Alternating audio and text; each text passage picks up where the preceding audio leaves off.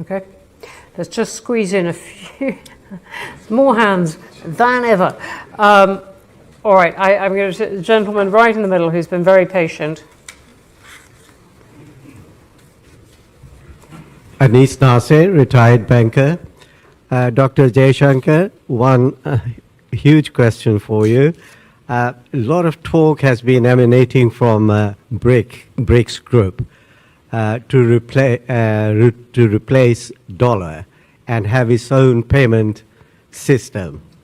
Do you think, in view of fast-changing demographic in respect of politics and economics, is this likely to happen in the next 5-10 years?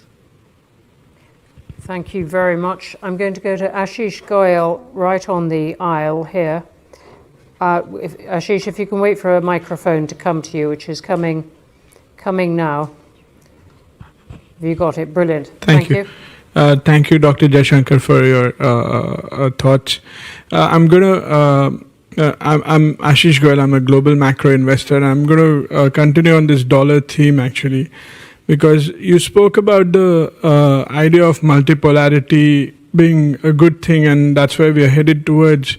So why not multipolarity of the dollar, as in the sense currencies across the world, payment systems across the world? And just one perspective is that if the US did not have the dollar reserve status, by now you would have trashed the currency, because look at the fiscal deficit, look at their external deficit, all of that.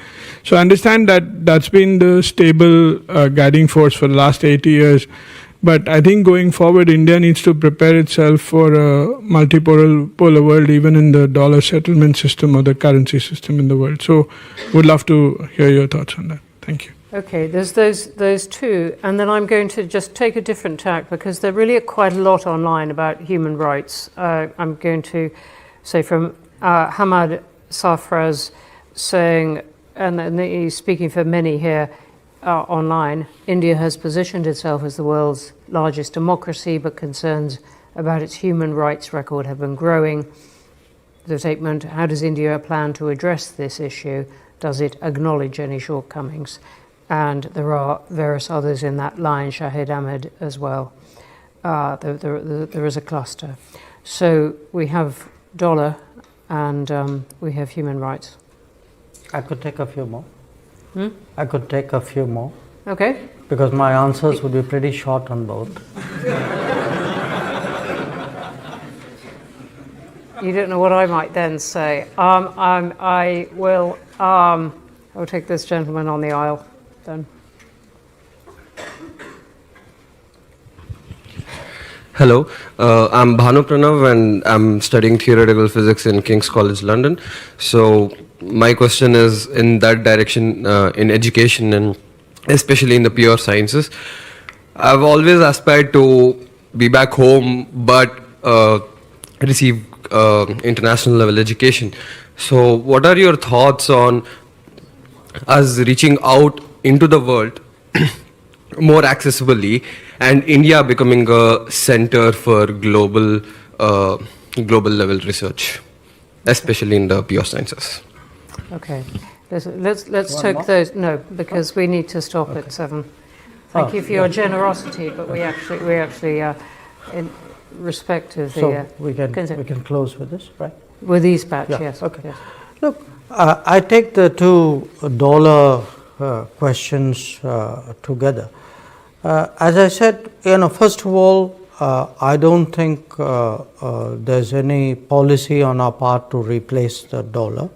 As I said, at the end of the day, the dollar as the reserve currency is the source of international economic stability. And right now, what we want in the world is more economic stability, not less.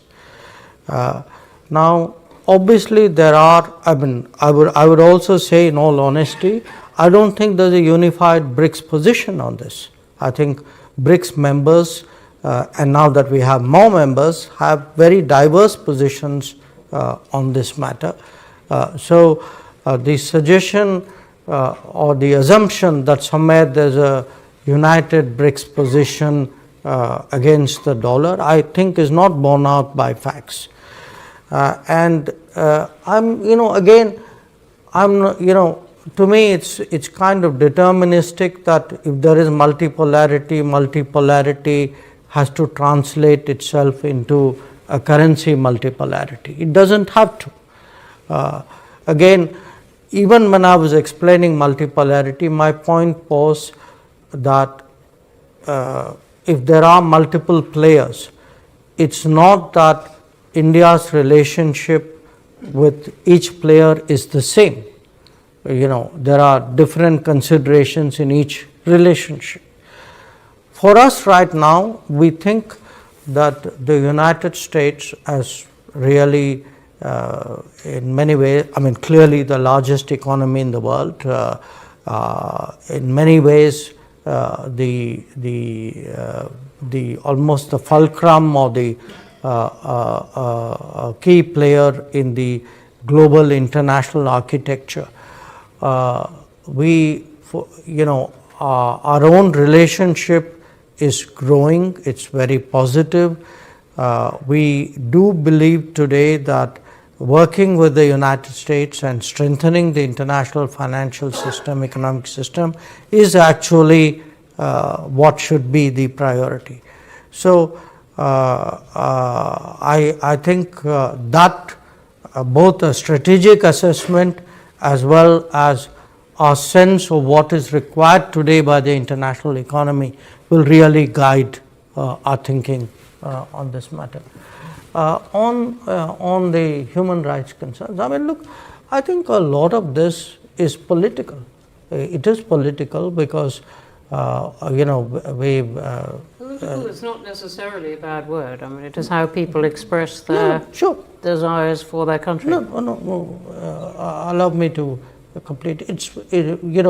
We have been, for political reasons, at the receiving end of a lot of I would say expressions and sometimes even campaigns on human rights. We listen to it. If we're not perfect, nobody is perfect. There can be situations which require redressal and remedy. But I would actually argue that if one looks around the world, to be very honest, I think we have a very strong human rights record. We as a democracy, as a credible democracy where people still have faith, and in fact growing faith in that democracy, where actually representation has broadened in every conceivable way over the last many decades, where the state has been very fair in terms of treatment of its citizens.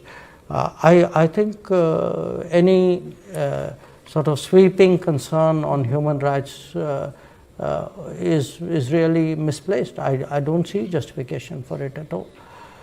And the last question on global level research. Today there is a big